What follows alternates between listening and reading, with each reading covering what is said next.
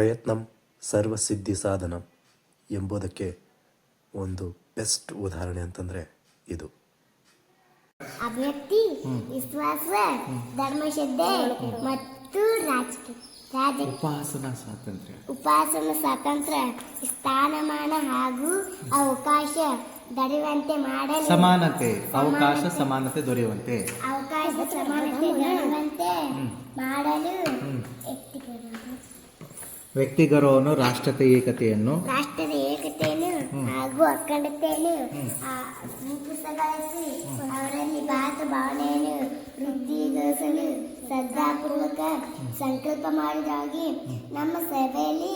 ಸಂವಿಧಾನ ಸಭೆಯಲ್ಲಿ 1949 ಇಸವಿ ನವೆಂಬರ್ ತಿಂಗಳ 22ನೇ ತಾರೀಕದ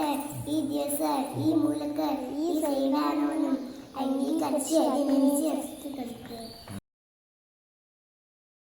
ಭಾರತ ಜನಗಳಾದ ನಾವು ಭಾರತ ಒಂದು ಸಾರ್ವಭೌಮ ಸಮಾಜವಾದಿ ಸರ್ವಧರ್ಮ ಸಮಭಾವದ ಪ್ರಜಾಸತ್ತಾತ್ಮಕ ಗಣರಾಜ್ಯವಾಗಿ ರಚಿಸಲು ಮತ್ತು ಅದರ ಸಮಸ್ತ ನಾಗರಿಕರಿಗೆ ಸಾಮಾಜಿಕ ಆರ್ಥಿಕ ಮತ್ತು ರಾಜಕೀಯ ನ್ಯಾಯ ವಿಚಾರ ಅಭಿವ್ಯಕ್ತಿ ವಿಶ್ವಾಸ ಧರ್ಮಶ್ರದ್ಧೆ ಮತ್ತು ಉಪಾಸನಾ ಸ್ವಾತಂತ್ರ್ಯ ಸ್ಥಾನಮಾನ ಹಾಗೂ ಅವಕಾಶ ಸಮಾನತೆ ದೊರೆಯುವಂತೆ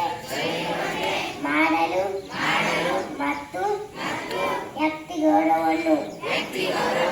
ರಾಷ್ಟ್ರದ ಏಕತೆಯನ್ನು ಹಾಗೂ ಅಖಂಡತೆಯನ್ನು ಸುನಿಶ್ಚಿತಗೊಳಿಸಿ